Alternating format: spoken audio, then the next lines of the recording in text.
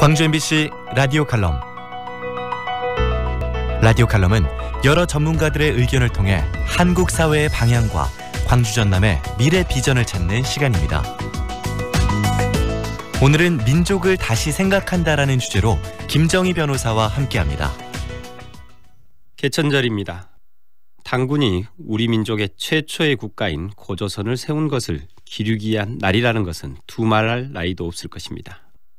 3차에 걸친 남북 정상회담과 다가올 2차 북미 정상회담 과정에서 70년 갈라졌던 우리 민족이 다시 평화와 화합의 길로 접어들어가고 있는 상황에서 민족의 의미는 사뭇 다르게 다가옵니다. 여기서 민족은 평화와 화합의 상징인 것입니다. 그러나 한편으로는 민족이라는 말이 나와 남의 다름의 기준으로 차별의 칼날로 사용되기도 합니다. 우리나라 이주 노동자들 약 35%가 한국인 상사로부터 폭행을 당해본 적이 있다는 설문조사가 있을 정도로 이주 노동자에 대한 차별은 고질적입니다.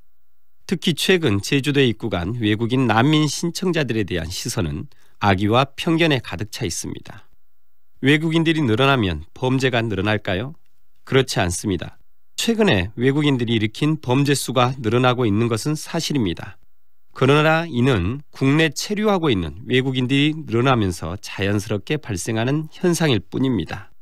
폭행, 강도 등 일부 강력 사건에서는 외국인 범죄율이 높은 것으로 나타나지만 이는 임금 체불, 차별, 무시, 거주 환경 등의 원인이 되는 것으로 나타났습니다. 외국인 노동자들이 우리들의 일자리를 빼앗을까요? 조사에 따르면 중소기업이 내국인을 고용하고자 하지만 지원자가 없는 경우가 대부분이고 그 자리를 외국인 노동자들이 채워주고 있다고 합니다.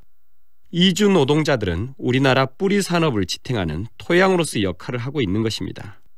한편 고령 인구 비율이 늘어나고 2030년이 되면 절대 인구가 감소하는 것으로 예상되기 때문에 이주 노동자들이 없이는 우리 공동체를 지탱하기도 어려운 상황입니다.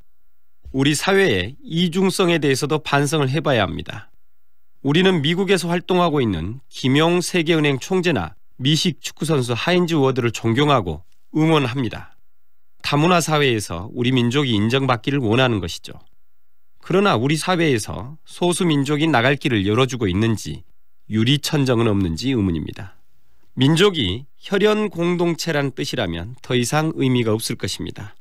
전체 결혼 건수 중에서 국제 결혼이 10에서 12%에 이르는 요즘 같은 시대에는 혈연적 민족은 차별적 언사에 불과합니다. 언어 공동체로서의 민족도 분명히 제고돼야 합니다. 말이 다른 북한 사람들, 남한의 세터민들, 중앙아시아의 고려인들, 조선말을 잊은 채 살아가고 있는 제1동포들도 우리 민족입니다. 고조선이 수많은 민족과 화합하고 연대했으며 고구려와 발해가 만주와 중앙아시아의 유목민들과 함께했을 때 번성했습니다. 병란도에 아랍의 회외아비들이 드나들었던 고려는 동남아의 중심이었습니다. 민족은 오늘의 공동체를 화합으로 이끄는 수단이 되어야 하지 차별 도구가 되어서는 아니 될 것입니다. 민족은 지리, 역사와 그것을 배경으로 선택되는 개인의 정체성일 뿐입니다. 김정희 변호사는 법무법인 지음의 대표 변호사로 올바른 법 집행과 인권이 살아있는 도시 광주를 만들기 위해 왕성한 활동을 펼치고 있습니다.